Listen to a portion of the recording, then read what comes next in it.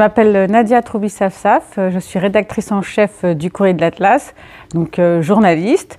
Mon métier consiste à être le chef d'orchestre du magazine, à réfléchir à la ligne éditoriale, à relire les articles, à les passer en correction, à discuter avec les correcteurs, à discuter avec la directrice artistique sur le choix des photos, avec l'iconographe aussi bien sûr.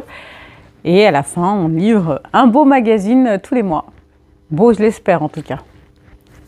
Alors, Frères de l'ombre, c'est un roman que j'ai écrit maintenant il y a 3 ans et qui était une réponse à Nicolas Sarkozy sur la fameuse phrase « L'homme noir n'est pas rentré dans l'histoire ».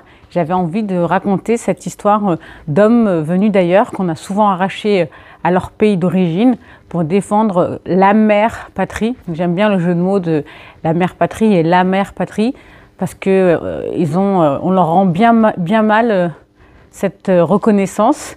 Et pour moi, c'était important de leur redonner une place dans le roman national français.